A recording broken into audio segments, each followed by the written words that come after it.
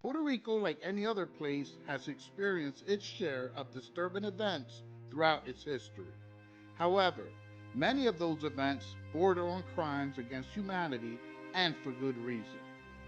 These acts will not only make you cringe, but they will invoke emotion from those connected to them. Here are five of some of the worst of those events. Number five, government's large scale surveillance program. The Puerto Rican government's large scale surveillance program on suspected dissidents and independence activists is a controversial aspect of the island's history, particularly during the mid to late 20th century.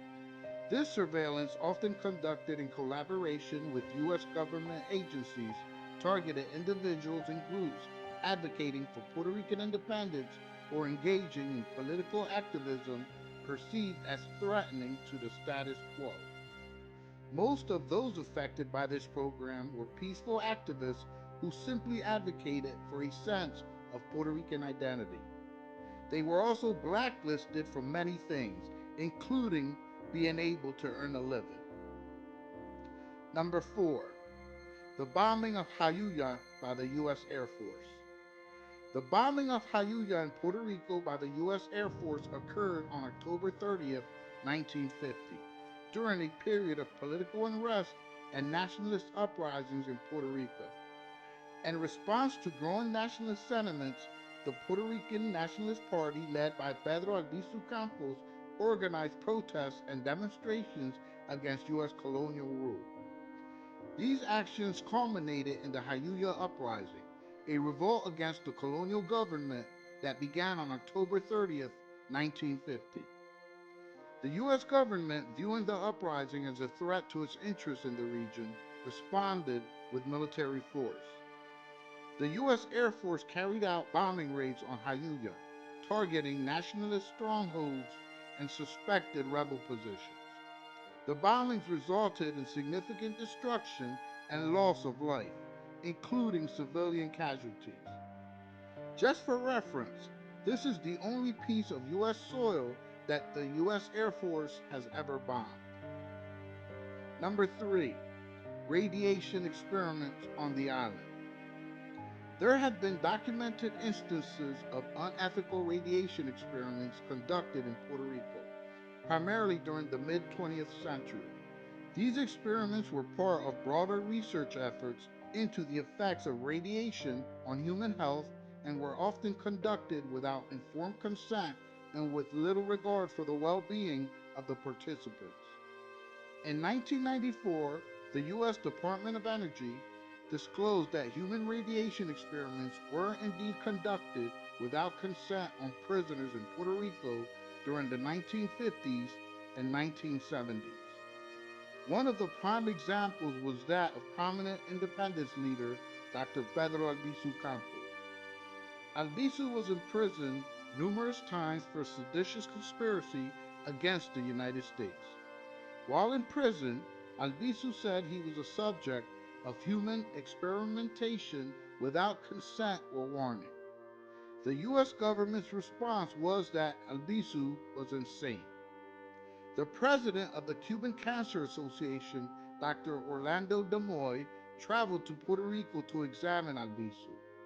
Dr. Demoy reported burns on Albizu's body caused by intense radiation. It is said that they placed a metal clip and film on Albizu's skin and the clip radiated into the film. Number two, La Operación or sterilization policy on the island. During the mid 20th century, Puerto Rico implemented a government sponsored sterilization program among low income and marginalized communities. Various factors contributed to the implementation of the sterilization program in Puerto Rico, including eugenist beliefs about population control and racial hygiene, as well as concerns about poverty, overpopulation, and social instability. The sterilization program targeted women of childbearing age, often without their full understanding or informed consent. Many women were coerced or pressured into undergoing sterilization procedures, which were often performed immediately following childbirth or during other medical procedures such as cesarean sections. In some cases, women were sterilized without their knowledge or consent or under duress due to misinformation or lack of understanding about the nature and consequences of the procedure. By 1974, 35% of all Puerto Rican women were sterilized, and the number reached almost 40% by the early 1980s. Number 1. The infamous Dr. Cornelius Rose.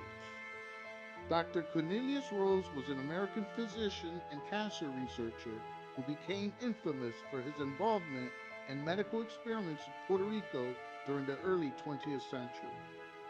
In the 1930s, Dr. Rose was stationed at San Juan's Presbyterian Hospital in Puerto Rico, where he conducted experiments involving cancer cells and radiation. One of the most controversial aspects of Rose's tenure in Puerto Rico was a letter he wrote to a colleague in 1932, which contained racist and derogatory remarks about the Puerto Rican people. In the letter, Rhodes referred to Puerto Ricans as a peculiar and rather backward people, and expressed a desire to exterminate the entire population, to make the island suitable for American colonization. In the letter, he also stated, and I quote, "I had done my best to further the process of their extermination by killing off 8 and transplanting cancer into several more." The contents of the letter became public in 1939 when they were leaked to the Puerto Rican independence movement, leading to widespread outrage and demands for an investigation. Despite the inflammatory nature of the letter, Rhodes was cleared of any wrongdoing by a committee convened by the Rockefeller Institute. He later claimed that the letter was meant as a joke and not intended to be taken seriously. What is even more interesting is that a second letter from Rhodes was discovered. This second letter is said to be worse than the first. Rose would continue his career into cancer research in the following decades and would even appear on the cover of Time magazine. Let us know what you think in the comment section below. Help us to spread this video by sharing. Don't forget to subscribe and turn on the notification bell for more videos.